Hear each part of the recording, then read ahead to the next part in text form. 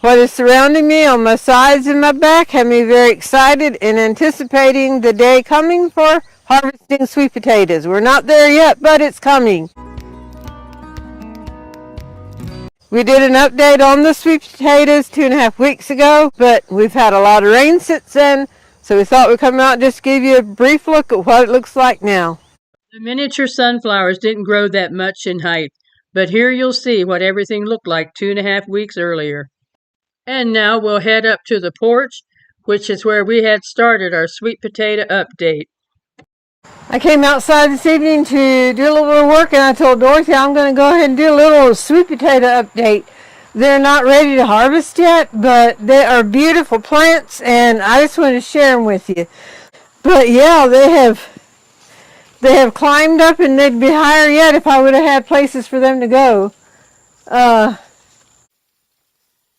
That one's stretching on out, and that one would be too, but I put the string across here to give it support from the pole to the ramp. And then there are some down here that I need to get climbing up if I don't want to have to work around them.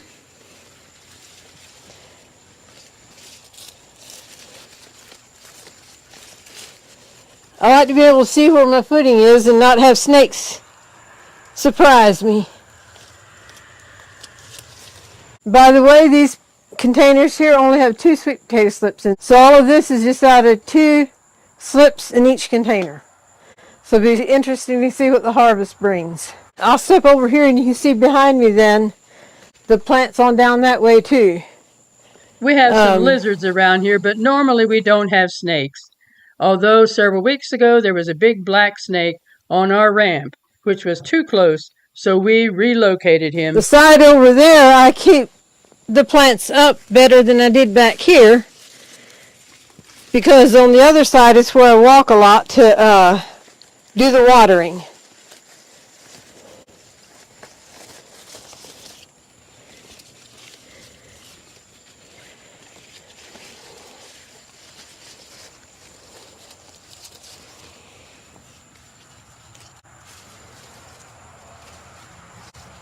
Oh, we'll let that one hang. Here's our next sweet potato pot that we have. Only has 2 slips in here as well, and they are looking hardy and healthy. And I put 2 vegetable cages in here so they'd have something to climb up. And so, but yeah, they are booming too, tall and falling over. I'll show you these petunias here, then I'm going to lift up the camera and show you something else. But yes, they are beautiful as well. They get mostly shade. Do you see this red and the pink begonia here and the pink begonia here? That is volunteer. I'm not sure where we had begonias planted, but they popped up and came through on their own, and they're beautiful. Here is a squash plant I wanted to show you. I had a cage around these 2, and it was windy and blew the cage down, but look how big that thing is. But guess what? It blooms, but I have not picked one squash from it yet. So, the other day it blew over and I said, well, maybe it'll give squash now. I mean, I see blooms on it right now, but no squash. Alright, we're going to head over to another area now. And these are the beautiful petunias. They are on the porch here and they get some shade. What's out in the pretty much full sun look pitiful, and I'll show you those too. But yeah, these that have part shade are still looking very nice. Here's our petunia tower that we had. You can see it's still green and has some blooms. One thing we noticed, that the red and the purple that we love so much, people driving by on the road, it does not show up very much. The lighter bloom is what shows up from the road, but there's not much going on at all right now. The heat is extremely hard on it. It gets the full morning sun and then the afternoon sun until maybe 4 or 5 o'clock. The shade from the house hits it. So yeah, this is what happens when it's in full sun. I don't know if it'll come around again once the weather starts getting cooler or not. We're still watering and caring for it. Here is the petunia tower 2.5 weeks later. We were blessed with lots of good rain from the Lord and a break from the heat wave. The green beans we planted, the plants are beautiful. We got a couple pickings, but then the heat just took over and the little itty bitty beans were not growing at all, and the plants were starting to look sick. So I just pulled the plants and then transplanted some sunflowers over from the garden patch over there. So we have sunflowers there and here. Let's move on out to the garden spot. Here's our first look at the sweet potatoes out here. These are the ones where the snow peas were and we transplanted them. These are those sweet potatoes and they are doing very, very well, as you can see. And I am in among the beauty of the sweet potato plants. Let me step aside and you can see what's behind me. Absolutely beautiful. So yes, it was absolutely beautiful. I hope I did not do the wrong thing by planting sunflowers among them, because that does take up dirt space. Now, this pot here is sweet potatoes only, no sunflowers at all. And that is just to the very front. I did transplant quite a few of them out of here because I saw that, yeah, sweet potatoes and sunflowers, maybe one per pot and that's it. We are very, very pleased with what we see coming here.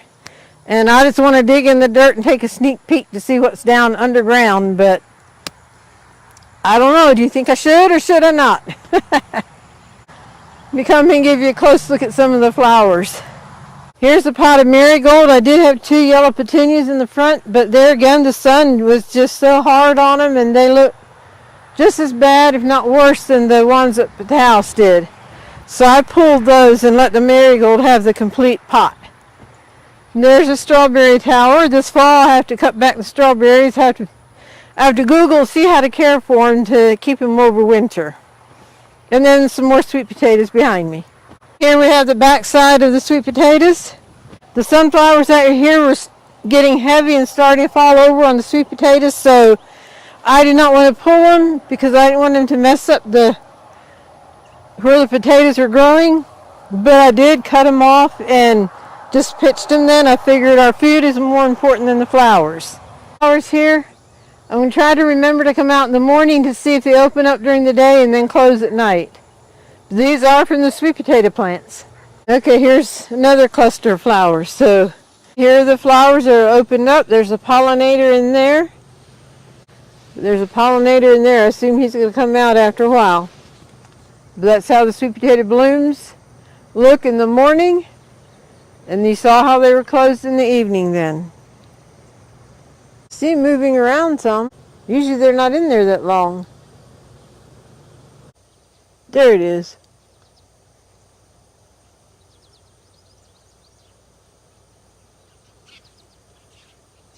He went back down in.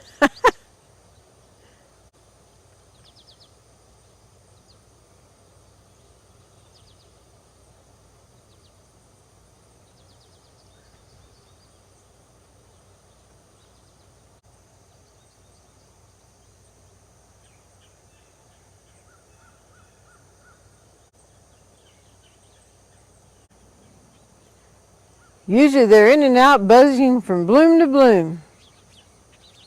There he goes.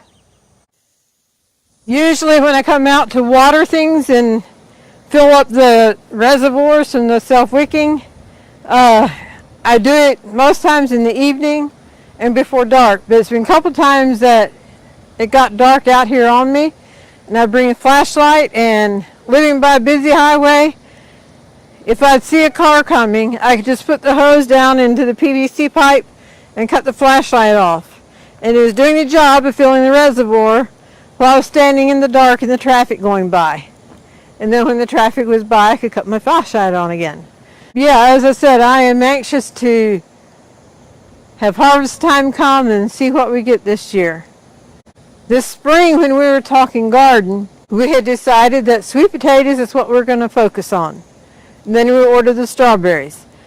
And sweet potatoes is, as you know, it's a watering and then it's a one-time harvest in the fall. Well, then I got carried away and I planted green beans, I planted peppers, I planted this and I planted that. I should have just stuck to the plan because I planted those things later, and I think that's why the heat caught it up before we could harvest everything before everything could grow out. So next year I'll have to stick to the plan, what we decided on, and more than likely I'll be focused on sweet potatoes again. While that catches you up on our sweet potato plants and how they're looking at this point, and as you can see the activity on top, we are anticipating a good harvest this year again, but we won't know until actual harvest time and we see what the activity is underground. So, it turned out to be a beautiful evening. There's rain coming and things are cooling off. It's getting windy. I have the dogs to feed yet, so I'm going to go take care of that. And I hope you enjoyed the little tour of the garden. And now for the golden thought. My mind was drawn to Galatians 6:9, the verse where it says, "And let us not be weary in well-doing, for we shall reap if we faint not." And with coming out here, working with this, we're not ready for the harvest yet. We know if we keep working, the harvest is coming. I like to think this verse is deeper than just material things, and that is the things that really matter is the spiritual things, because that has eternal value. Let's not become weary in well-doing, taking care of our heart, taking care of our relationship with Jesus, and just living for the Lord, being a blessing to others, because we will reap if we faint not. And the eternal reward for a Christian, one who loves the Lord with all their heart, with all their soul, and with all their mind, that eternity in heaven with Jesus is going to be most indescribable. We hope you've enjoyed today's video. We hope you've been blessed, encouraged, and inspired. And until next time, God bless.